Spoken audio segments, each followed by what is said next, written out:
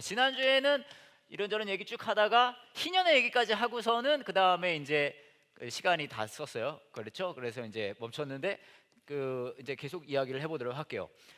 레위기에서 희년 이야기가 지나고 나면 아주 유명한 말씀이 나와요. 26장이죠. 레위기 26장의 말씀인데요. 이것이 그 유명한 그죠? 뭐죠? 들어가도 복을 받고 나와도 복을 받고, 여기가 아닌가요? 그러네요. 이게 거기가 아니네요. 여러분들은 26장은 그 유명한 그거죠. 뭐죠? 둘 중에 하나 골라라장. 그렇죠? 왜 내가 이걸 들어가도 나가도 그걸로 알았는지는 모르겠으나 자, 26장입니다. 레위기 26장인데요. 여기는 보시면은 제가 아까 시작할 때도 조금 레위기 26장 말씀 조금 읽어드렸어요. 시작할 때 이렇게 시작을 해요. 혹시 성경을 가지고 계시면 펴봐도 좋을 것 같은데요. 너희는 우상을 만들지 마라. 조각한 신상이나 돌기둥도 세우지 마라. 쭉쭉 얘기합니다. 안식일 기억하고 내 성소를 소중히 생각하여. 그러면은 온갖 것들이 다 돼요. 내가 철을 따라 너희에게 비를 내려줄 거고, 땅은 작물을 낼 것이고, 들판에 나무는 열매를 맺을 거고, 타작할 것이 너무 많아서 포도를 거둘 때까지 타작을 해야 할 것이다. 그리고 포도도 너무 많이 달려서 씨를 뿌릴 때까지 포도를 거두어야 할 것이다. 이렇게 쫙 나와요. 내가 너희 나라에 평화를 주리니 너희는 평화롭게 누울 수 있을 것이며 아무도 너희를 위협하지 못할 것이다. 그렇죠? 안전할 거란 얘기예요. 너희는 원수를 뒤쫓아 물리칠 것이니 그들이 너희 앞에 칼에 맞아 쓰러질 것이다. 너희 5사람이 100명을 물리치며 너희 100명이 10,000명을 물리칠 수 있을 것이다. 이렇게 나옵니다. 그리고 아까 제가 읽어드렸던 말씀이 나와요. 9절이죠. 그때 내가 너희에게 자비를 베풀 것이다. 내가 너희에게 자녀를 많이 주고 너희와 맺은 내 언약을 지킬 것이다. 너희는 묵은 곡식을 다 먹기도 전에 핵곡식을 저장하기 위해서 묵은 곡식을 퍼내야 할 것이다. 오, 좋은 것 같아요. 내가 내 성막을 너희 가운데 두고 너희에게서 떠나지 않을 것이다. 나는 너희와 동행하며 너희 하나님이 되며 너희는 나의 백성이 될 것이다. 나는 너희를 이집트에서 인도하는 너희 하나님 여호와이다. 나는 너희 등을 짓누르던 멍에를 없애어 주었고 너희가 당당히 걸을 수 있게 해주었다. 여기까지만 되게 좋아요. 그렇죠? 문제는 그 다음 부분이 있는 게 문제예요. 다음 부분이 이렇게 나와 있습니다. 그러나 너희가 내 말을 잘 듣지 아니하고 내 명령에 복종하지 아니하며 내 율법과 명령을 따르지 않고 내 언약을 어기면 내가 너희에게 끔찍한 벌을 내릴 것이다. 이 부분이 있는 거예요. 그러니까 니들이 내 말을 잘 들으면 온갖 좋은 것들이 다 일어나. 안전하고, 그리고 두 가지를 요약할 수 있어요. 하나는 뭐예요? 먹을 게 풍성해요. 그렇죠? 공급해 주시고, 또 하나는 뭐죠? 지켜준다는 얘기, 안전하다는 얘기입니다. 그거 있고요. 그런데 말을 듣지 아니하면은요 끔찍한 벌을 내린대요. 폐병과 열병, 눈을 어둡게 하고, 그렇죠? 생명을 위태롭게 하고, 내가 내 얼굴 너희에게서 돌리겠고, 너희 원수가 너희를 물리쳐 이길 거고, 너희가 내 말을 듣지 않으면 너희 죄를 7배로 벌할 거고, 막 온갖 안 좋은 얘기가 쫙 나와요. 막, 그죠? 너희 먹을 것을 끊어버리고 여자 10명이 너희가 먹을 빵 전체를 한 화덕에서 구울 것이며 막 나오고, 내 말을 듣지 아니하고 내게서 등을 돌리면 나도 계속해서 노할 것이고, 거짓 신들을 섬기는 곳을 내가 무너뜨리며 쫙 나와요. 이 땅을 황폐하게 할 거고, 나는 너희를 여러 나라에 흩어놓고 너희 땅이 황폐하게 된 그때가 너희 땅이 쉬는 때가 될 거고, 막 그런 얘기가 쫙 나옵니다. 자, 이것을 봤을 때에 우리가 배울 수 있는 교훈은 굉장히 분명해요. 뭘까요? 어떻게 해야 될까요? 말을 잘 들어야 된다죠. 그렇죠? 이게 교훈이에요. 이거 너무 분명해요. 이거 뭐 굳이 해석할 것도 없어요. 그렇죠? 이거 하면 너 말 잘 들으면 이거 다 될 거고 할 거고, 말 안 들으면 이런 안 좋은 일들이 전부 다 일어날 거야. 굉장히 분명한 교훈을 가르쳐주고 있어요. 허나 우리가 여기서만 봐면은 뭐랄까요, 저희 성경 공부가 물론 여기까지만 봐도 굉장히 좋은 성경 공부겠지만 워낙 저희 성경 공부가 또 깊이가 있잖아요. 그러니까 여기서 약간 더 가서, 이런 거 있어요. 제가 그 율법에 대해서 이야기를 할 때 그런 말씀을 드린 적이 있어요.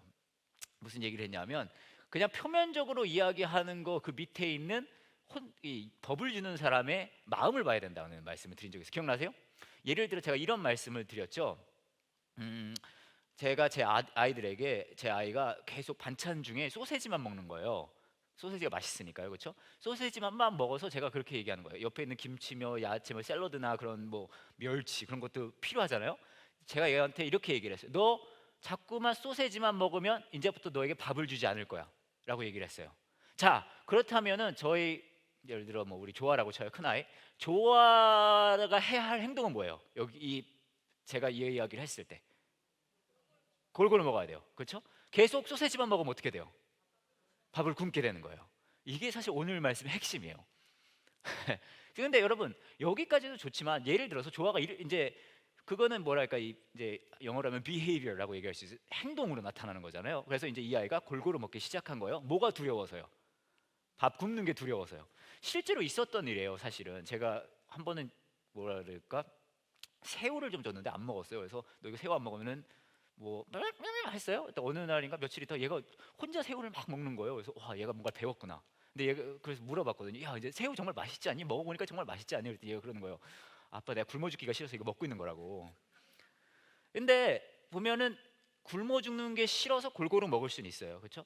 그럼 여기까지만 해도 어떤 면에서 보면 성공이에요. 하지만 제가 이걸 하면서 이 아이가 이렇게 받아들일 수 있어요. 아빠는 나를 정말 싫어해서 아빠는 자기 고집만 있어서 내가 다른 거를 못 먹게 하고 소세지만 내가 좋아하는 소세지를 못 먹게 하고 다른 먹기 싫은 것도 먹게 한다. 하지만 내가 이걸 억지로 꾹 참고 굶기 싫으니까 이걸 다 먹어야 돼. 이렇게 받아들일 수 있을까요, 없을까요? 여러분 자녀들 다 그렇잖아요, 그죠? 그러니까 말을 더럽게 안 듣는 거예요, 그렇죠? 예. 근데 여러분 잘 보세요. 물론 이 아이가 제가 너 소세지만 먹으면은 밥 굶길 거야라고 얘기했을 때 알겠어 아빠 그러고 다 먹어도 이건 어느 정도 성공이요. 하지만 절반의 성공이라고 할 수 있어요. 진짜 성공은 뭘까요? 이 아이가 뭘 보는 거예요? 아빠의 마음을 보는 거예요. 아빠의 마음은 뭘까요? 소세지가 단가가 좀 나가는 거죠. 농담이고요. 예. 아빠의 마음은 골고루 먹어서 이 아이가 건강하게 큰 걸 원하는 거예요. 그렇죠? 근데 이 아이의 입장은 어떻게 받아들일 수 있어요? 내가 좋아하는 걸 아빠가 날 싫어해서 내가 좋아하는 걸 일부러 못 먹게 해가지고 다른 걸 다 먹기 싫은 걸 먹게 한다고 생각할 수 있다는 거예요. 근데 여러분 이렇게 생각하든 저렇게 생각하든 또 이게 나타나는 거는 뭐예요? 현상은 똑같아요, 안 똑같아요? 현상은 똑같아요. 그렇죠?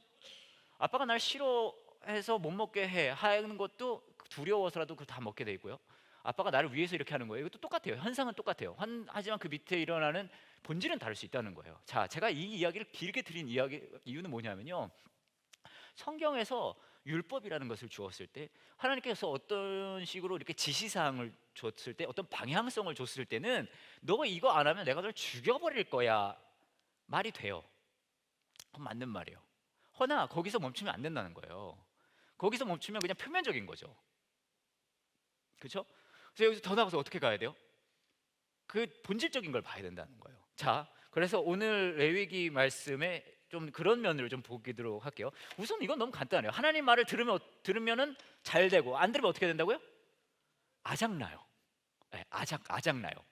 그래가지고 이제 뭐죠? 이제 목사님들이 사실 이제 우리도 일반 교회지만 그냥 이게 말빨이 좀 안 먹힌다 하면은 이게 애용되는 말씀입니다. 이게 요거 딱 꺼내가지고 이제 이거 딱 써먹으면은 이제 쫙 되잖아요. 근데 중요한 게 있어요. 여러분은 어떤지 몰라도 저는 이런 말씀을 보면요 좀 제가 좀 믿음이 없어서 그런지 몰라도 전 되게 좀 기분 나쁜 마음이 들어요. 여러분들은 막 하나님 말씀 잘 들으면 잘 되고 아멘 안 되면 벌 받았고 아멘 할 수 있지만 저는 이런 거 보면 약간 저 같은 사람은 못 돼서 그런지 몰라도요 좀 기분이 나빠요. 왜 기분이 나쁘냐 하면 여러분들은 이런 인상을 받으실지 모르겠어요. 근데 저는 이런 말씀을 보면 하나님이 너무 자기중심적이다 이런 생각하거든요. 여러분 그런 생각 해보신 적 없어요? 다 믿음이 좋아요? 그렇죠? 그런 생각 해본 적 없어요? 있죠? 예, 있어요. 그죠? 예, 있잖아요 사실. 아니 너무한 거 아니에요 이거? 결국 내 말대로 하면 잘 될 거고 내 말대로 안 되면은 아작난다는 건데 이거 얼마나 자기중심적이에요. 그렇지 않아요? 하나님 정도 되면 좀 속이 넓어야 되지 않을까요? 그죠? 그래서 좀 받아주고 말이죠. 막 그런 게 뭐 그런 이야기는 좀 이따 하긴 할 건데 자 여기서 하나 짚고 넘어갈 건 이거예요. 하나님이 자기중심적인 분이십니까? 라고 여러분에게 제가 여쭤본다면 여러분 여기 답은 뭐예요? 예요 아니에요? 예스예요 노예요? 노스? 제가 그래서 그걸 분명히 알려드릴게요. 하나님은요 여러분 성경에 나오는 하나님은 다분히 자기중심적이에요. 그게 진리예요. 왜요? 하나님은 킹 왕짱이거든요. 네, 하나님은 킹 왕짱이 그게 여기 전제 조건이에요 성경에. 그러니까 이해할 수가 없을 수밖에 없는 게 하나님의 킹 왕짱이거든요. 근데 그 이야기를 결국은 해주는 게 뭐냐면 이런 이야기가 결국은 그것을 표현화되는 거예요. 왜 우리는 그거 할 수 있어요. 그러니까 뭐랄까, 아니 어떻게 너무 너무 하시는 거 아닙니까?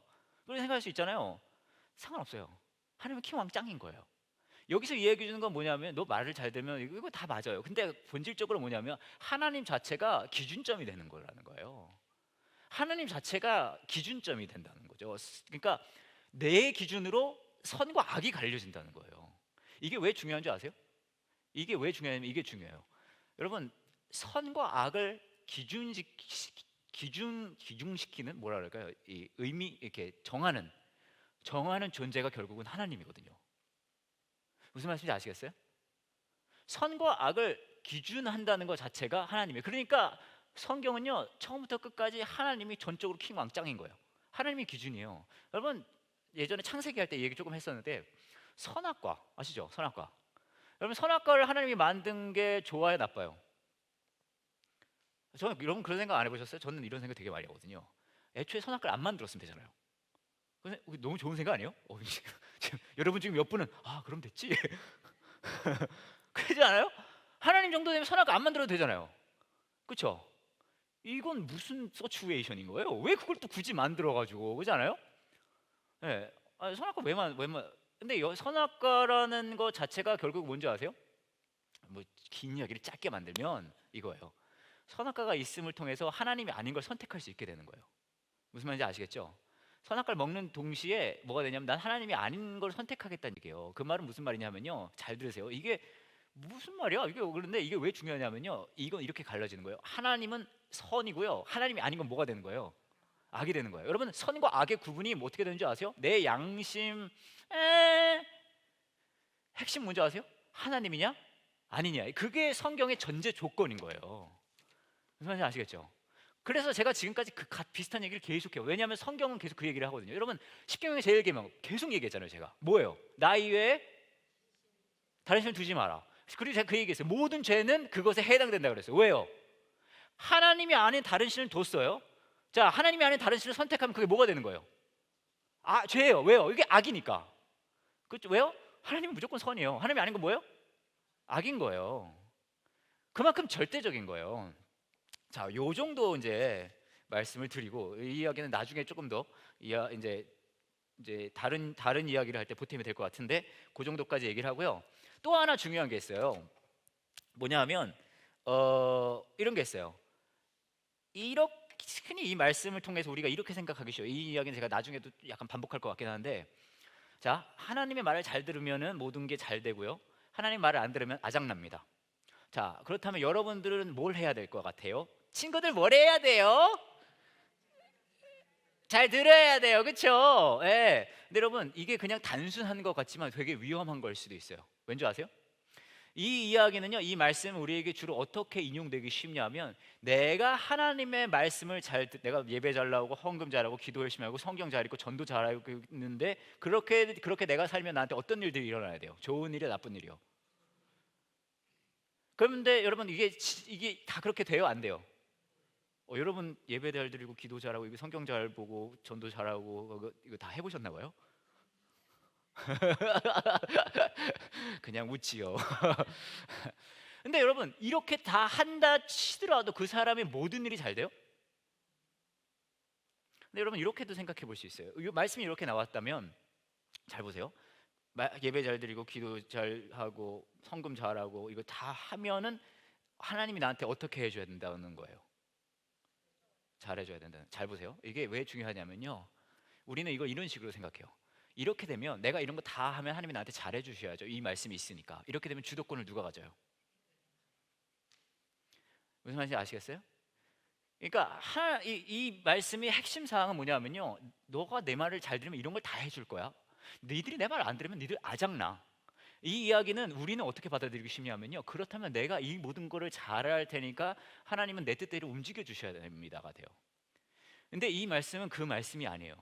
철저히 뭔 얘기를 하냐면요, 하나님이 킹왕 짱이라는 거예요. 예, 하나님이 갑이에요. 그렇기 때문에 영어로면 하나님 뭐라 그래요? 가시라. 죄송합니다. 무리수였어요. 제가 말씀드리고 싶은 건 이거예요. 이 이야기가 하는 이야기는 뭐냐 하면요, 너는 날 그렇게 이용할 수 있어가 아니에요. 이 말씀의 핵심은 이거예요. 하나님이 복의 근원이란 얘기예요. 무슨 말인지 아시겠죠? 크리스찬 삶의 핵심은요, 결국 이걸로 갈라져요. 뭐냐면요, 하나님이 나에게 복을 줄 수 있는 분이다를 실감하는 게 신앙인 거예요. 이걸 약간 바꾸면 이렇게 얘기할 수 있어요. 하나님만이 나를 행복하게 해주실 수 있다를 실감하는 게 신앙이에요. 왠 줄 아세요? 왜냐하면 우리는 끝까지 악착같이 행복이라는 것을 찾는 존재이기 때문이에요. 여러분도 여러분 삶 속에서 행복하려고 막 여러 가지 하고 있고요. 그렇죠? 저도 나름대로 열심히 하고 있어요. 수만 가지 것들을 하면서 내가 조금 더 행복해지려고 노력을 합니다. 그렇죠? 그게 인간의 삶이라고 해도 과언이 아니에요. 그걸로 요약 끝이에요. 근데 신앙은 뭐냐면 일반적인 삶은 뭐냐면, 혹은 우상숭배라고도 할지 다른 것들은 다 뭐냐면, 다른 것들이 나의 행복의 근원이 될 거라고 믿는 게 결국은 우상숭배고, 결국은 하나님이 아닌 다른 걸 믿는 삶이에요. 신앙의 삶은 뭐예요? 내가 나를 행복하게 해줄 수 있는 존재는 하나님 한 분뿐이라는 걸 실감하는 거예요. 무슨 말인지 아시겠죠? 이게 뭐 수십 군데에서 성경에서 나오지만 하나만 예를 들면 이렇게 얘기할 수 있어요. 제가 이거 어디를 가든 제가 이제 외부 설교를 하게 되면 제가 첫 번째 설교가 늘 이거거든요. 창세기 32장 22절부터 29절을 보면요, 야곱이란 사람이 나옵니다. 야곱 아시죠, 여러분? 네, 야곱의 삶이 굉장히 재밌어요. 뭐 조금만 말씀을 드리면, 야곱하고 요셉은요 대척점에 있는 사람이에요. 둘 다 창세기 후반부에 굉장히 많은 분량을 써가면서 이 두 사람 얘기를 합니다. 아시죠? 네, 엄청 많은 분량을 써요. 그 앞에 사람들보다 훨씬 많은 분량, 뭐 아브라함 뭐 거기도 많이 쓰긴 하지만 그 두 사람이 굉장히 많은 분량을 써요. 근데 굉장히 재밌는 건 뭔지 아세요? 일반적으로 요셉 이야기를 하면서 꿈쟁이 요셉이라는 표현 많이 쓰잖아요. 기억나세요? 꿈쟁이 요셉. 많은 사람들이 그 얘기해요. 꿈쟁이 요셉이라고 하면서 어떤 얘기를 하느냐 하면은, 요셉이 이야기를 하면서 어떤 얘기 많이 하죠? 꿈을 이루는 사람이 되라고 얘기하잖아요. 근데 여러분, 실질적으로 보면 요셉은 자기 꿈을 이루지 않았어요. 아시죠? 요셉은요 단 한순간도 총리 대신 대하자고 노력을 해본 적이 없어요. 대신 어떤 일이 일어나요? 자기는 뭔가를 하지 않았는데 나쁜 일들만 계속 일어나요. 그렇죠? 예. 반면에 야곱은 굉장히 재미있는 게요, 차라리 야곱이 그거랑 가까워요. 왜냐하면 야곱은 자기가 뭔가를 해보려고 무진장 노력을 하는 사람이에요. 그렇죠? 이 사람은 정말 재미있는 게요, 태어날 때부터 노력하면서 태어나요. 너무 웃기지 않아요? 태어날 때부터 내가 형이 돼야지하고 싸우면서 태어났다. 여러분 태어날 때 기억나세요? 기억나, 다 나시잖아요. 그렇지 않아요? 막 깜깜했는데 막 환한 빛이 비추면서, 그렇죠? 뭔가 한마디 해야 되겠는데 뭔가 뻘쭘해가지고 무슨 말을 할까 하다가 응애를 하자. 그래서 다 그렇게 나오시잖아요. 그죠? 다 기억나시잖아요. 야곱의 삶이 왜 그런 얘기부터 하냐면요, 이 삶 자체가 자기가 행복해지려고 굉장히 노력을 한 사람이거든요. 반면에 요셉은 어떤 사람이냐면요, 자기가 한 게 아무것도 없어요. 맨날 피해자예요. 피해자 요시. 맨날 보면은 피해자 요시로 모자이크 해가지고 제가 뭘 잘못한 거 이렇게 나오는 사람이에요. 그잖아요. 그러니까 뭔가 이룬 거를 얘기하려면은 야곱 얘기를 하는 게 맞는 거예요. 왜냐면 요셉처럼 여러분 살려면요 고난의 길이에요. 온갖 안 좋은 일들이 막 다 일어나고, 그렇잖아요. 뭐 요셉 얘기는 근데 이 정도까지만 하고, 자, 야곱이 재밌는 이유는 뭐냐면요, 야곱은 처음부터 끝까지 지가 행복해지려고 부진하게 노력한 사람이에요. 그렇죠? 형이 되면은 더 좋을 것 같아서 발버둥 쳐서 나왔는데 형 됐어요, 동생 됐어요? 그러니까 포기를 안 해요. 형들 어떻게 하면 형이 될 수 있을까 하다가 막 형이 뭐죠? 사냥 나갑니다. 그 당시에는 사냥이 한 농구 비슷한 것 같아요. 막 이렇게 나가서 야구를 하면 딱 들어오면 갈증엔 뭐죠? 갈증엔 팥죽이죠. 그래서 때마침 팥죽을 끓이고 있는데 막 땀을 닦으면서 힘든데 뭐 없어? 그랬더니 팥죽 한 그릇. 그래가지고 형 권리 받자, 딱딱 딜 오케이 하잖아요. 그래서 형 권리 받았다가 나중에 아버지가 막 눈이 흐리흐리해지고 어떻게 되죠? 죽으려고 그러는데 장자의 기도 같은 게 있잖아요. 근데 그 기도 내가 받으면 너무 행복할 것 같다. 그럼 어떻게 해요? 속여요. 그렇죠? 여기 뭐 붙이고 막 그래가지고 했는데 막상 받고 났더니 어떻게 되죠? 형이 죽이려고 그러잖아요. 형이 죽이려고 그러면 어떻게 해야 돼요? 톡껴야죠. 톡껴요. 어디로 가요? 외삼촌 집에 가요. 외삼촌 집에 갔더니요 누가 있어요? 아리따운 여자가 있어요. 그렇죠? 근데 아리따운 여자인데 사실은 사촌 여동생이죠. 약간 이상해요. 약간 이 명절에 온 가족이 모였는데 우리 아들이 그 사촌 여동생하고 막 이상하잖아요. 그죠? 예, 예. 그 당시에만 가능했던 일인 것 같아요. 여하튼 그래가지고 내가 이 여자랑만 결혼을 하면 좋겠다. 그래서 막 일합니다. 7년 일했더니 어떻게 돼요? 결혼하려고 그랬는데 신혼 딱 그 당시엔 불이 깜깜했나 봐요. 그래가지고 막 그래서 즐거운 일들이 많이 있었는데 뭐 그건 생략하고요. 아침에 일어났더니 이 여자가 그 여자가 아니죠. 막 따졌어요. 어떤 삼촌이 뭐래요?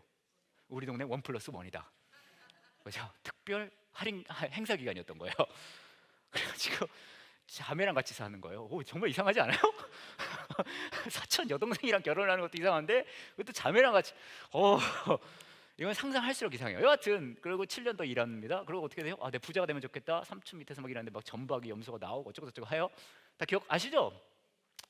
재산도 많이 불렸어요. 그래 무슨 생각해요? 내가 삼촌한테 독립만 하면 더 행복해요. 이러고 이제 지가 행복해지려고 아둥바둥 산 사람이에요. 그렇죠?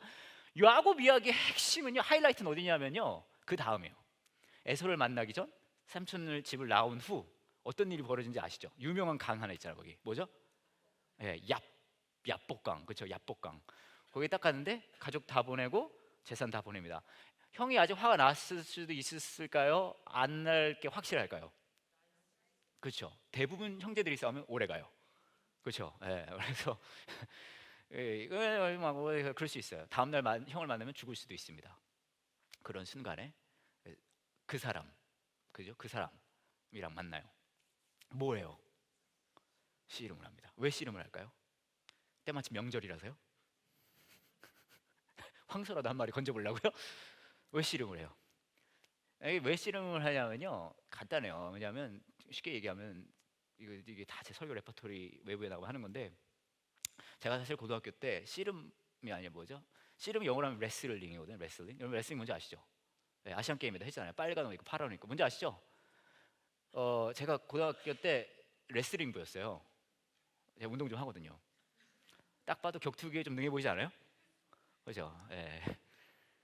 3일 하고 도망 나왔어요. 예, 레슬링부 3일을 하고 도망 나왔어요. 근데 왜 도망을 나왔냐면 레슬링은 너무 고통스러워요. 세 가지 이유가 있습니다. 첫 번째는 이거예요. 레슬링은요, 여러분, 제가 여자랑 레슬링했으면 너무 좋았을 것 같은데 같은 남자끼리 막 살을 계속 부벼야 되니까 그게 너무 싫은 거예요. 이상해요. 그게 싫었고, 두 번째 뭐냐면요, 레슬링은요, 여러분, 옷이 너무 민망해요. 이거 막 어떻게 해야 될지 몰라요. 거기다 이 레슬링 옷의 문제점은 뭐냐면요, 그 밑에 그 부분이 잘 먹혀요. 아니, 왠지 몰라요. 여러분 그거 경험하셨을 거예요. 주위 사람 중에 누군가가 바지를 입었는데 거기 부분이 먹혀 있으면 여러분 마음속 깊은 곳에서부터 막 하나님의 부르심이 나오지 않아요? 그죠? 왠지 이해가 안 가지 않아요? 평소에는 그 부분에 별로 관심이 없었는데 그걸 본 이후부터는 그냥 마음이 아무리 이야기를 하고 여러 가지 한다 해도 마음 거기가 있는 거예요. 그리고 내 팔이 점점 걸로 가요. 그죠? 그렇지 않아요? 그걸 뭐 하고 싶어 이거? 그러잖아요. 근데 여러분 주위 있는 사람이 엉덩이에 그게 먹혀 있는데 여러분이 손을 그걸 대서 빼면 어떻게 돼요? 그때부터 이상해져요. 관계 끊어야 돼요. 근데 우리는 레슬링부 하면요, 그 옷이 자꾸 거기에 먹히니까 서로 막 붙잡고 있어요. 막 이러고. 앞에 두 개 농담, 진담, 반 뭐 그런 거고, 세 번째 이유가 제일 중요해요. 레슬링이랑 운동 자체는요, 여러분, 이 주어진 이 시합 시간 동안 상대방을 놔줘서는 안 돼요. 그게 레슬링이에요. 그걸 딱 붙잡고 상대방을 끝까지 놓지 않고 제압을 해야 되거든요. 그게 레슬링이에요. 자, 야곱이 하나님 만나서 뭐 했다고요? 씨름은 뭐예요, 영어로? 레슬링은 뭐예요? 상대방을 붙잡고 놓지 않는 거예요. 왜 야곱이 하나님 만나서 씨름을 했어요? 지금까지 지가 행복해지려고 열심히 산 사람이 깨달은 거예요. 뭘 깨달은 줄 아세요? 내가 예쁜 와이프가 나를 행복하게 해줄 줄 알고 더 많은 재산, 아버지한테 인정받는 거, 수만 가지 일과 나를 행복하게 해줄 수 있었는지를 성경 창세기는요, 엄청난 분량을 하나해 가면서 보여줘요. 그렇죠? 사실 거기는 별로 은혜 받을 내용이 전혀 없어요. 그잖아요. 야곱 스토리는요, 큐티하면 별로 은혜 받을 내용이 없어요. 어떻게 하면 시아버지를 내가 잘 속일 수 있을까? 그렇죠? 어떻게 하면 내가 명절 때 고향을 안 돌아갈 수 있을까? 이런 거 우리가 배울 점은 많아요. 하나 그 부분은 별로 은혜되는 게 없어요. 왠지 아세요? 이 모든 부분을 통해서 이 부분을 쫙 스팟라이트를 줘요. 자기가 행복해지고 싶어 수만 가지를 찾았던 사람, 야곱이라는 사람이 이제 안 거예요. 뭘 알아요? 이 존재가 나를 행복하게 해줄 수 있다는 걸 알아요. 그래서 그 야곱이 하나님이랑 씨름할 때 뭐라고 얘기하는지 이렇게 얘기해요. 하나님이 되게 웃기는 게 갑자기, 야, 내가 지금 다음 일정이 있다. 야, 아침이 다 됐는데 내가 아침부터는 다른 일정이 좀 있어가지고 내가 가야 돼 이래요. 바쁘시잖아요, 하나님. 그러니까 나 가야 돼 그러니까 야곱이 뭐라는 줄 아세요? 이렇게 얘기합니다. 나에게 복을 주시기 전에는 당신을 보내드릴 수 없습니다. 이게 이 한 고백이 야곱의 삶을 딱 정리하는 거예요. 다른 거 행복하고 막 그게 야곱의 삶을 딱 정리하면서 뭘 정리하는 줄 아세요? 신앙이라는 걸 정리해요. 신앙은 뭐냐면 간단해요. 하나님이란 존재만이 나를 행복하게 해주실 수 있다는 걸 실감하는 거예요. 자, 다시 하나 더 그 부분에 하나 더 찝고 넘어갈게요. 거기서 되게 재밌는 건 그렇게 하고 나면 이제 하나님이 오케이 복 받으라고 복을 딱 주면 되잖아요. 복을 안 줘요. 하나 더 절차가 남았어요. 그것도 되게 웃겨요. 왜냐하면 그러더니 하나님이 뭐라는지 아세요? 야, 근데 야, 내가 너 이름을 몰라. 그래요. 웃기지 않아요? 되게 어색했나 봐요. 그래가지고 야, 참 씨름을 하다가 야, 내 이름을 몰라. 그러는 거예요. 그래가지고 내가 미안하다. 야, 너 이름이 뭐냐? 그러는 거예요. 그러니까 야곱이 미안해, 나 이름도 안 말씀 못 드렸구나. 이러면서 갑자기 통성명해요. 되게 웃기지 않아요? 저만 그렇게 재밌나? 웃기잖아요. 갑자기 실컷 밤새 씨름해놓고 그러더니 야곱이 이렇게 너 야곱이라고. 그래서 하나님 뭐라는지 아세요? 야, 너 그 이름 마음에 안 든다 그래요. 이름을 바꿔요. 뭘로 바꿔요? 그 이스라엘이 누구 이름이기도 해요. 이 백성들.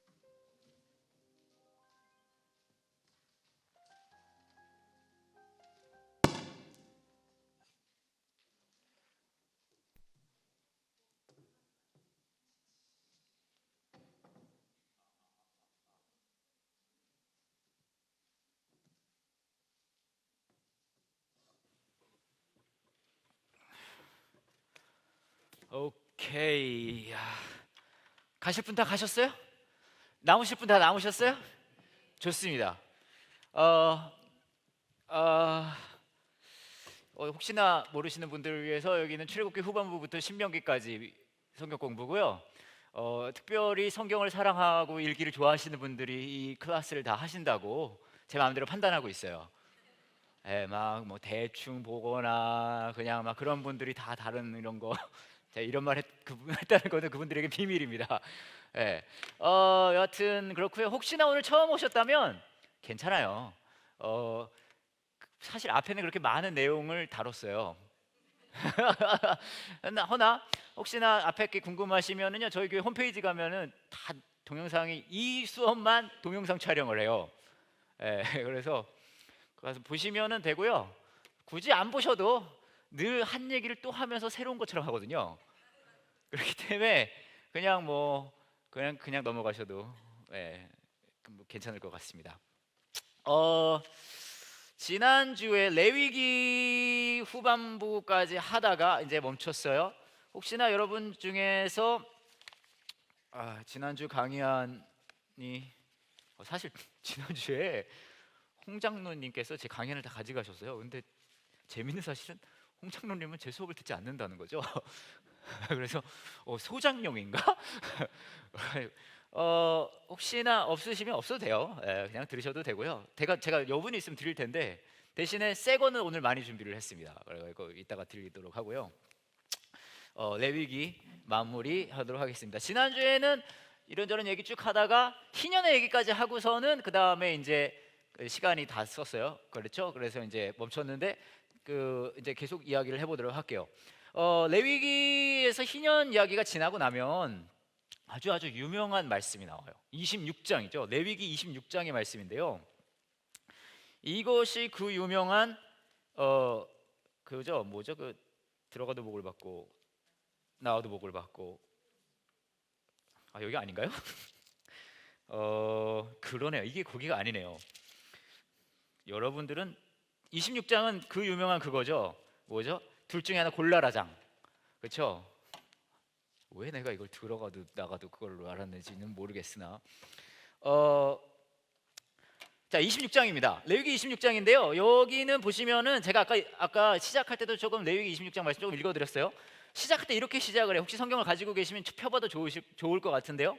너희는 우상을 만들지 마라. 조각한 신상이나 돌기둥도 세우지 마라. 쭉쭉 얘기합니다. 안식일 기억하고 내 성소를 소중히 생각하여. 그러면은 온갖 것들이 다 돼요. 내가 철을 따라 너희에게 비를 내려줄 거고, 땅은 작물을 낼 것이고, 들판에 나무는 열매를 맺을 거고, 타작할 것이 너무 많아서 포도를 거둘 때까지 타작을 해야 할 것이다. 그리고 포도도 너무 많이 달려서 씨를 뿌릴 때까지 포도를 거둬야 할 것이다. 이렇게 쫙 나와요. 내가 너희 나라에 평화를 주리니 너희는 평화롭게 누울 수 있을 것이며 아무도 너희를 위협하지 못할 것이다. 그렇죠? 안전할 거란 얘기예요. 너희는 원수를 뒤쫓아 물리칠 것이니 그들이 너희 앞에 칼에 맞아 쓰러질 것이다. 너희 5사람이 100명을 물리치며 너희 100명이 10,000명을 물리칠 수 있을 것이다. 이렇게 나옵니다. 그리고 아까 제가 읽어드렸던 말씀이 나와요. 9절이죠. 그때 내가 너희에게 자비를 베풀 것이다. 내가 너희에게 자녀를 많이 주고 너희와 맺은 내 언약을 지킬 것이다. 너희는 묵은 곡식을 다 먹기도 전에 핵곡식을 저장하기 위해서 묵은 곡식을 퍼내야 할 것이다. 오, 좋은 것 같아요. 내가 내 성막을 너희 가운데 두고 너희에게서 떠나지 않을 것이다. 나는 너희와 동행하며 너희 하나님이 되며 너희는 나의 백성이 될 것이다. 나는 너희를 이집트에서 인도하는 너희 하나님 여호와이다. 나는 너희 등을 짓누르던 멍에를 없애어 주었고 너희가 당당히 걸을 수 있게 해주었다. 여기까지만 되게 좋아요, 그렇죠? 문제는 그 다음 부분이 있는 게 문제예요. 다음 부분에 이렇게 나와 있습니다. 그러나 너희가 내 말을 잘 듣지 아니하고 내 명령에 복종하지 아니하며 내 율법과 명령을 따르지 않고 내 언약을 어기면 내가 너희에게 끔찍한 벌을 내릴 것이다. 이 부분이 있는 거예요. 그러니까 니들이 내 말을 잘 들으면 온갖 좋은 것들이 다 일어나. 안전하고, 그리고 두 가지로 요약할 수 있어요. 하나는 뭐예요? 먹을 게 풍성해요, 그렇죠? 공급해 주시고, 또 하나는 뭐죠? 지켜준다는 얘기, 안전하다는 얘기입니다. 그거 있고요. 그런데 말을 듣지 아니하면은요 끔찍한 벌을 내린대요. 폐병과 열병, 눈을 어둡게 하고, 그렇죠? 생명을 위태롭게 하고, 내가 내 얼굴 너희에게서 돌리겠고, 너희 원수가 너희를 물리쳐 이길 거고, 너희가 내 말을 듣지 않으면 너희 죄를 7배로 벌할 거고, 막 온갖 안 좋은 얘기가 쫙 나와요. 막, 그죠? 너희 먹을 것을 끊어버리고 여자 10명이 너희가 먹을 빵 전체를 한 화덕에서 구울 것이며 막 나오고, 내 말을 듣지 아니하고 내게서 등을 돌리면 나도 계속해서 노할 것이고, 거짓 신들을 섬기는 곳을 내가 무너뜨리며 쫙 나와요. 이 땅을 황폐하게 할 거고, 나는 너희를 여러 나라에 흩어놓고 너희 땅이 황폐하게 된 그때가 너희 땅이 쉬는 때가 될 거고, 막 그런 얘기가 쫙 나옵니다. 자, 이것을 봤을 때에 우리가 배울 수 있는 교훈은 굉장히 분명해요. 뭘까요? 어떻게 해야 될까요? 말을 잘 들어야 된다죠, 그렇죠? 이게 교훈이에요. 이거 너무 분명해요. 이거 뭐 굳이 해석할 것도 없어요, 그렇죠? 이거 하면 너 말 잘 들으면 이거 다 될 거고 할 거고, 말 안 들으면 이런 안 좋은 일들이 전부 다 일어날 거야. 굉장히 분명한 교훈을 가르쳐주고 있어요. 허나 우리가 여기서만 봐면은 뭐랄까요, 저희 성경 공부가 물론 여기까지만 봐도 굉장히 좋은 성경 공부겠지만 워낙 저희 성경 공부가 또 깊이가 있잖아요. 그러니까 여기서 약간 더 가서, 이런 거 있어요. 제가 그 율법에 대해서 이야기를 할 때 그런 말씀을 드린 적이 있어요. 무슨 얘기를 했냐면, 그냥 표면적으로 이야기하는 거 그 밑에 있는 이 법을 주는 사람의 마음을 봐야 된다는 말씀을 드린 적이 있어요. 기억나세요? 예를 들어 제가 이런 말씀을 드렸죠. 제가 제 아이들에게, 제 아이가 계속 반찬 중에 소세지만 먹는 거예요. 소세지가 맛있으니까요, 그렇죠? 소세지만 먹어서 제가 그렇게 얘기하는 거예요. 옆에 있는 김치며 야채, 뭐 샐러드나 그런 뭐 멸치 그런 것도 필요하잖아요. 제가 얘한테 이렇게 얘기를 했어요. 너 자꾸만 소세지만 먹으면 이제부터 너에게 밥을 주지 않을 거야 라고 얘기를 했어요. 자, 그렇다면은 저희, 예를 들어 뭐 우리 조아라고 쳐요, 큰아이. 조아가 해야 할 행동은 뭐예요? 제가 이 이야기를 했을 때 골고루 먹어야 돼요, 그렇죠? 계속 소세지만 먹으면 어떻게 돼요? 밥을 굶게 되는 거예요. 이게 사실 오늘 말씀의 핵심이에요. 그런데 여러분, 여기까지도 좋지만 예를 들어서 조아가 이제 그거는 뭐랄까, 이제 영어로 하면 behavior라고 얘기할 수 있어요. 행동으로 나타나는 거잖아요. 그래서 이제 이 아이가 골고루 먹기 시작한 거예요. 뭐가 두려워서요? 밥 굶는 게 두려워서요. 실제로 있었던 일이에요. 사실은 제가 한 번은 뭐라 그럴까, 새우를 좀 줬는데 안 먹었어요. 그래서 너 이거 새우 안 먹으면은 뭐 했어요. 또 어느 날인가 며칠 있다 얘가 혼자 새우를 막 먹는 거예요. 그래서 와, 얘가 뭔가 배웠구나. 근데 얘가 그래서 물어봤거든요. 야, 이제 새우 정말 맛있지 않니? 먹어보니까 정말 맛있지 않니? 그랬더니 얘가 그러는 거예요. 아빠, 내가 굶어 죽기가 싫어서 이거 먹고 있는 거라고. 근데 보면은 굶어 죽는 게 싫어서 골고루 먹을 수는 있어요, 그렇죠? 그럼 여기까지만 해도 어떤 면에서 보면 성공이에요. 하지만 제가 이걸 하면서 이 아이가 이렇게 받아들일 수 있어요. 아빠는 나를 정말 싫어해서, 아빠는 자기 고집만 있어서 내가 다른 거를 못 먹게 하고 소세지만, 내가 좋아하는 소세지를 못 먹게 하고 다른 먹기 싫은 것도 먹게 한다. 하지만 내가 이걸 억지로 꾹 참고 굶기 싫으니까 이걸 다 먹어야 돼. 이렇게 받아들일 수 있을까요, 없을까요? 여러분 자녀들 다 그렇잖아요, 그죠? 그러니까 말을 더럽게 안 듣는 거예요, 그렇죠? 근데 여러분 잘 보세요. 물론 이 아이가 제가 너 소세지만 먹으면은 밥 굶길 거야 라고 얘기했을 때 알겠어 아빠 그러고 다 먹어도 이건 어느 정도 성공이에요. 하지만 절반의 성공이라고 할 수 있어요. 진짜 성공은 뭘까요? 이 아이가 뭘 보는 거예요? 아빠의 마음을 보는 거예요. 아빠의 마음은 뭘까요? 소세지가 단가가 좀 나가는 거죠. 농담이고요. 아빠의 마음은 골고루 먹어서 이 아이가 건강하게 큰 걸 원하는 거예요. 그렇죠? 근데 이 아이의 입장은 어떻게 받아들일 수 있어요? 내가 좋아하는 걸 아빠가 날 싫어해서 내가 좋아하는 걸 일부러 못 먹게 해가지고 다른 걸 다 막 먹기 싫은 걸 먹게 한다고 생각할 수 있다는 거예요. 근데 여러분, 이렇게 생각하든 저렇게 생각하든 또 이게 나타나는 거는 뭐예요? 현상은 똑같아요, 안 똑같아요? 현상은 똑같아요. 그렇죠? 아빠가 날 싫어해서 못 먹게 해 하는 것도 두려워서라도 그걸 다 먹게 돼 있고요. 아빠가 나를 위해서 이렇게 하는 거예요. 이것도 똑같아요. 현상은 똑같아요. 하지만 그 밑에 일어나는 본질은 다를 수 있다는 거예요. 자, 제가 이 이야기를 길게 드린 이유는 뭐냐면요, 성경에서 율법이라는 것을 주었을 때, 하나님께서 어떤 식으로 이렇게 지시사항을 줬을 때, 어떤 방향성을 줬을 때는 너 이거 안 하면 내가 널 죽여버릴 거야 말이 돼요. 그건 맞는 말이에요. 허나 거기서 멈추면 안 된다는 거예요. 거기서 멈추면 그냥 표면적인 거죠. 그렇죠? 그래서 여기서 더 나가서 어떻게 가야 돼요? 그 본질적인 걸 봐야 된다는 거예요. 자, 그래서 오늘 레위기 말씀에 좀 그런 면을 좀 보기도록 할게요. 우선 이건 너무 간단해요. 하나님 말을 들으면은 잘 되고, 안 들으면 어떻게 된다고요? 아작나요. 네, 아작나요. 그래가지고 이제 뭐죠? 이제 목사님들이 사실 이제 우리도 일반 교회지만 그냥 이게 말빨이 좀 안 먹힌다 하면은 이게 애용되는 말씀입니다. 이게 요거 딱 꺼내가지고 이제 이거 딱 써먹으면은 이제 쫙 되잖아요. 근데 중요한 게 있어요. 여러분은 어떤지 몰라도 저는 이런 말씀을 보면요, 좀 제가 좀 믿음이 없어서 그런지 몰라도 전 되게 좀 기분 나쁜 마음이 들어요.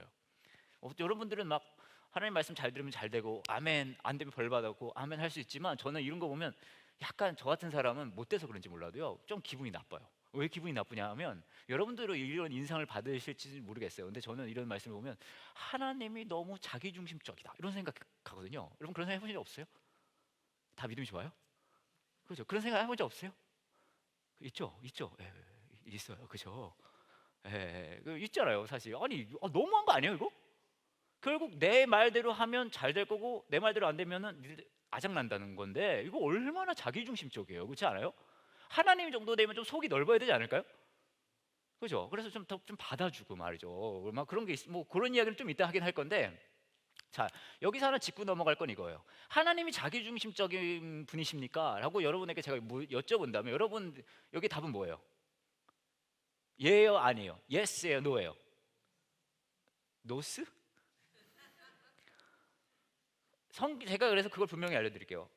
하나님은요, 여러분, 성경에 나오는 하나님은 다분히 자기중심적이에요. 그게 진리예요. 왜요? 하나님은 킹 왕짱이거든요. 네, 하나님은 킹 왕짱이. 그게 여기 전제 조건이에요, 성경에.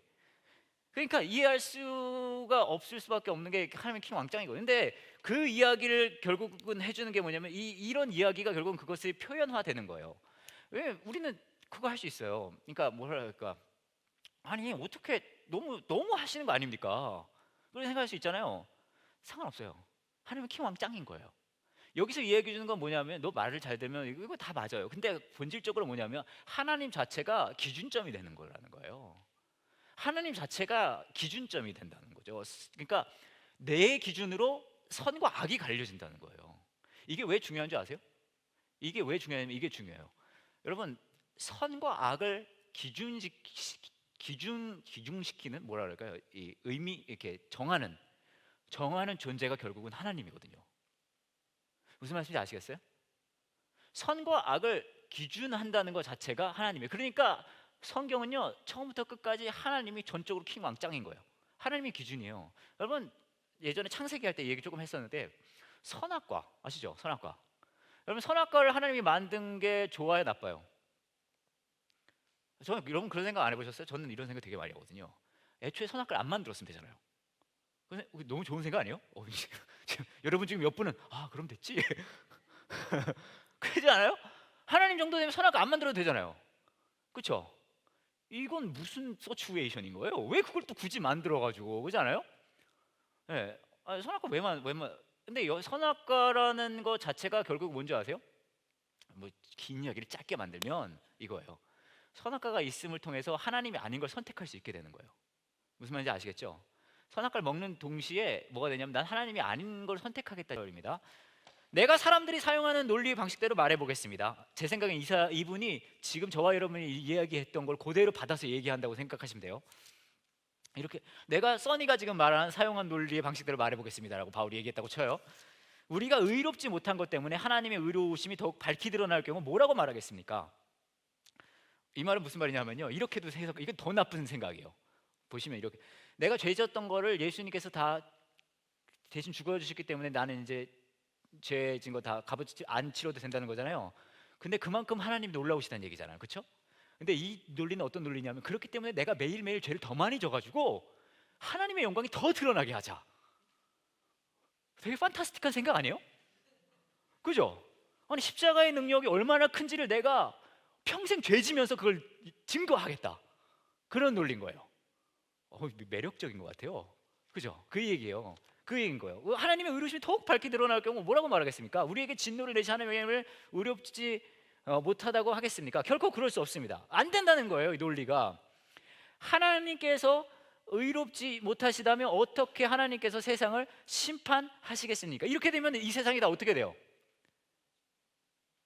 죄판이 되겠죠. 네. 그럼 하나님의 의로움이 드러나지 않는다는 거죠. 좀 더 갑니다. 내가 거짓말을 하여 그 때문에 하나님의 참되심이 드러난다면 오히려 하나님께 영광이 되는데 왜 내가 죄인 취급을 받아야 하는가? 너무 멋지지 않아요? 내가 거짓말을 하면 하나님의 참되심이 드러나는데, 그죠? 라고 우기는 사람도 있을 것입니다. 이것은 마치 선한 결과를 얻기 위해 악을 행하자라고 말하는 것과 같습니다. 그 얘기예요.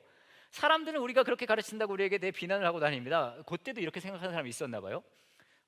그러나 그런 사람들은 정죄를 받아 마땅합니다 라고 얘기를 하고 있어요. 자, 22절부터 31절에 이렇게 얘기를 해요. 하나님께서 아니요, 요거는 넘어갈게요. 밑에 아예 넘어가지는 않고 이렇게 25절부터 볼게요. 앞에도 중요하긴 하지만, 하나님께서 예수님을 화목제물로 내어주셨으면, 이 얘기죠. 누구든지 예수님의 피를 믿음으로써 죄를 용서받게 됩니다. 하나님이 이전에 살았던 사람들 진죄에 대해 오래 참으심으로 심판하지 않으셨습니다. 이렇게 하여 하나님께서 그분의 의로우심을 보여주셨습니다. 하나님께서 이 시기에 그분의 의로우심을 보이신 것은 하나님 자신이 의로우신 것과 예수님을 믿는 사람을 의롭게 하신다는 것을 보이기 위해서였습니다. 그렇다면 이게 중요해요. 사람이 자랑할 것이 어디 있겠습니까? 자랑할 것이라곤 하나도 없습니다. 어떠한 법으로 사람이 의롭게 됩니까? 율법을 지키는 데서 오는 것입니까? 이런 것과 상관없습니다. 의롭게 되는 것은 오직 믿음의 원리에 의해서만 이루어집니다. 사람은 율법을 지키는 것과 상관없이 믿음으로 의롭게 된다고 생각합니다. 이렇게 쭉 나와 있어요. 그리고 이렇게 다음 중요한 게 31절이에요. 율법에 대해서 얘기하면서, 그렇다면 우리가 이 믿음을 가지고 율법을 무효로 만들고 있습니까? 그렇지 않습니다. 오히려 믿음을 통하여 율법을 더 굳게 세웁니다. 제가 이제 설명을 해드릴게요. 뭐냐면 이런 거예요. 이게 아까 그 이야기랑 다 일맥상통하는 얘기인데, 인간의 입장에선 십자가만큼 편리한 게 없어요. 그렇죠? 내 죄를 다 저거해 줬으니까. 근데 그 말은 어떤 말이냐면, 십자가라는 것을 뭘로 보는 건지 아세요? 시스템으로 본 거예요. 제도예요, 제도. 제도는 나에게 최대한 유익한 것만 뽑아 먹으면 되는 거예요. 그렇죠? 하지만 십자가는 제도가 아니에요. 십자가는 뭐냐면요, 역사, 혹은 영어로 하면 드라마.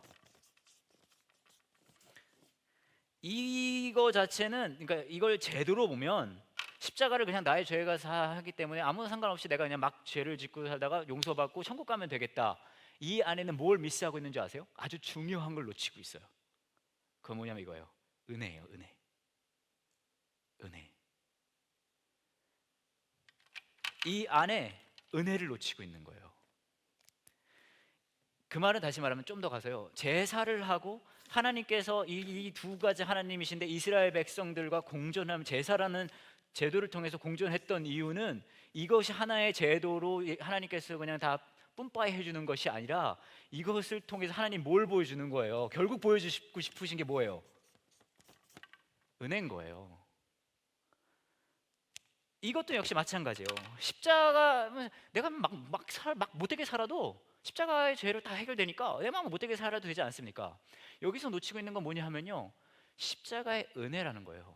성경은 뭐라고 얘기하냐면요, 이렇게 얘기하는 거예요. 십자가의 죄 사함의 역사는 내가 그 은혜를 실감할 때 이루어지는 거예요. 이렇게 말할 수 있어요. 네가 굉장히 착하게 잘 살면 내가 너를 내 아들로 입양해 줄게. 고아원에 가서 그렇게 한다고 쳐요. 내가 너를 한 1년, 2년 지켜봤다가 가장 말 잘 듣는 애를 내 아이로 입양을 하겠다. 이렇게 하면 이거는요 아무 적이 없어요. 그렇죠? 근데 십자가의 은혜는 뭐냐면요, 그 상관없이 데리고 온 거예요. 그런데 이 아이가 두 가지가 나와 있어요. 생각할 수 있어요. 하나는 그냥 야 니들 중에서 가장 말 잘 듣는 내가 할게 하면 얘들이 착하게 살려고 노력은 할 수는 있어요. 그렇죠? 착하게 살려고 노력은 할 수 있어요. 하지만 뭐라고 얘기할까요? 그 실질적으로 그 삶의 변화는 살 수 없는 거예요. 하지만 반대의 경우 내가 그냥 무조건 너를 상관없이 너를 내 아이들로 입양을 할게. 여기서 중요한 건 입양한다는 시스템 자체가 중요한 게 아니라요, 상관없이 입양을 했다는 그 사람의, 그 부모의 사랑이 중요한 거예요. 그리고 이 아이의 삶이 변화되는데 뭐에 의해서 변화되는 거예요? 그 사랑에 의해서 변화되는 거예요. 성경은 처음부터 끝까지 이 두 하나님이 부딪혀요. 그래서 진짜 말도 안 되는 엄청 끔찍한 재앙을 내리시기도 하고 말도 안 되는 상황에서 용서를 해주시기도 해요. 근데 이 모든 상황 속에서 하나님께서 보여주신 건 뭐냐 하면은 우리의 마음을 감동시키기를 원하시는 거예요. 이 전체적인 거에서 놓쳐서는 안 되는 건 뭐냐 하면 그 은혜인 거예요. 은혜. 자, 사실 몇 가지가 더 있는데 조금만 더 얘기를 해볼게요. 그래서 성경은 그렇게 해요. 예를 들어 여러분 예를 들면은 그 바울이 쓴 서신서가 있어요. 아시죠? 에베소서 뭐 기타 등등 그런 애들 있잖아요. 그런 애들 보시면요 순서가 늘 어디부터 시작하는지 아세요? 앞에 너희들 착하게 살면 너희들이 구원받을 거야라고는 절대 얘기 안 해요. 첫 부분은 뭐에 대해서 얘기하면 늘 구원에 대해서 얘기해요. 너희들이 얼마나 하나님의 은혜가 어떻게 이게 되는 건지 아니? 하면서 늘 그걸 설명을 해요. 로마서도 그렇고 다른 서신서도 다 비슷해요. 앞에는 복음이 무엇인지 다 설명한 다음에 그 다음에 뭘 얘기하냐면 니들은 그렇기 때문에 이렇게 살아야 돼라고 얘기를 하는 거예요. 반대의 순서가 아니에요. 왜 그렇게 하냐면 똑같아요. 신앙은 아까 제가 그 말씀 드렸어요. 하나님이란 존재가 나를 유일하게 행복하게 해줄 수 있는 거를 실감한다고 얘기했어요. 그렇죠? 그리고 여기서 하나 더 중요한 게 있어요. 뭐냐면 성경이란 책은 그 존재가 얼마나 우리를 행복하게 만들어주고 싶어 하는지를 보여줘요. 더 중요한 건 뭔지 아세요? 나의 상태에 상관없이. 그게 중요한 거예요. 그러니까 이 세 가지를 실감할 때 나는 하나님만 나를 행복하게 해줄 수 있다는 걸 생각하는 건 뭐냐면 내 상태를 아는 거예요. 내가 내 스스로를 행복하게 해줄 수 없다는 거, 내가 내 스스로를 구원할 수 없다는 걸 아는 거예요. 그리고 플러스 여기서 더 가서 그 하나님이 나를 행복하게 해줄 수 있는 존재라는 걸 계속 증명하는 내용이 뭐냐면 복음인 거예요. 그리고 그 안에서 뭘 발견해요? 내 상태와 상관없이를 발견해 나가는 과정이 뭐냐면요, 은혜인 거예요. 그것을 실감하는 과정이 신앙이라고 할 수 있습니다. 할 얘기가 더 많지만 오늘은 여기까지 하고요. 잠깐 같이 기도하고 그리고 마칠게요.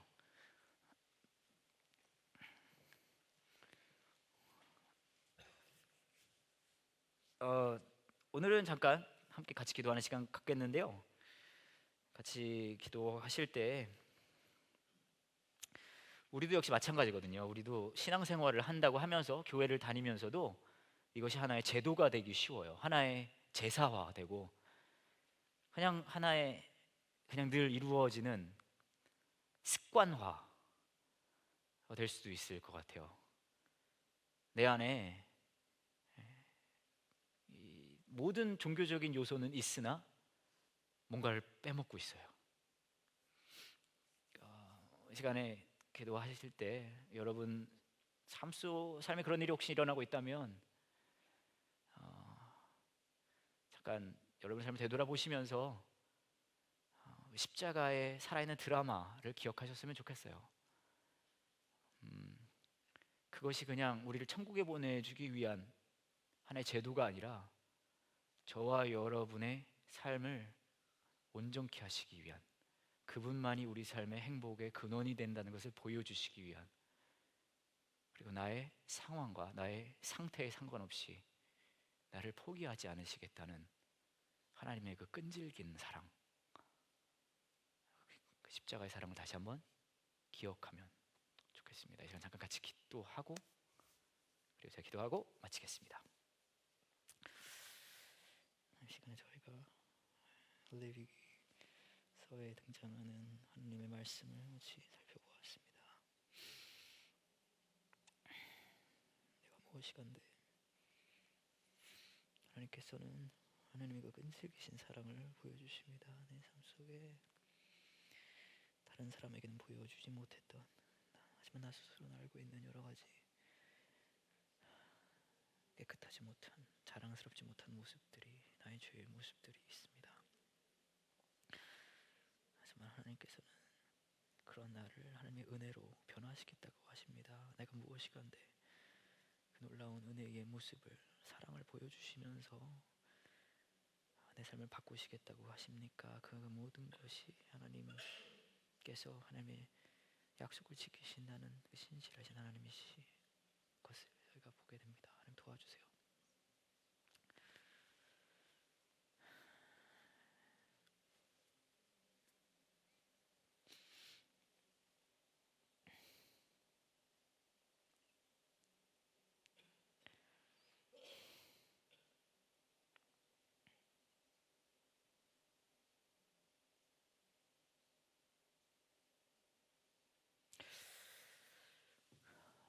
하나님, 저희가 우리 삶을 살 때에 신앙생활을 한다고 하면서, 교회를 다니면서, 말씀을 들으면서, 찬양을 하며, 기도를 하며, 그 모든 것들이 하나의 습관화가 되고 내 안에 내 있는 여러 죄성의 모습들을 너그러이 봐주면서 그냥 그런 모습으로 살고 있는 모습이 우리 안에 있습니다.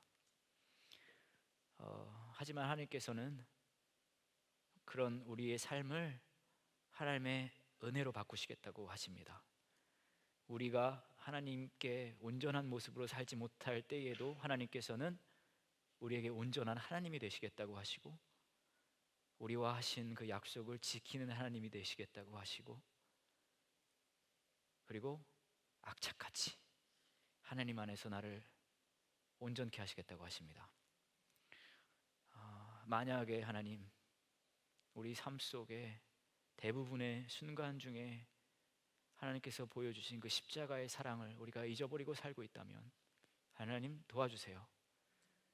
이것이 그저 우리를 천국에 보내주는 하나의 절차가 아니라 내 삶의 모든 순간순간 하나님의 끈질기신 사랑을 보여주시고, 그 사랑으로 우리를 변화시키기 위해 우리에게 보여주신 놀라운 사랑의 드라마라는 것을 잊지 않게 도와주세요.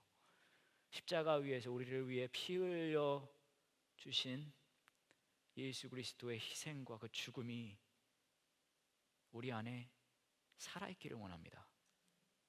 우리 삶을 움직이고 우리의 성품을 바꾸고, 무엇보다 그 사랑 안에서 하나님을 놀랍게 누릴 수 있는 우리가 되기를 원합니다. 우리를 위해 모든 것을 내어주신 참 제사장 되시는, 참 어린 양 되시는, 참 공급자 되시는, 참 위로자 되시는, 참 친구가 되어주시는 예수 그리스도의 이름으로 기도합니다.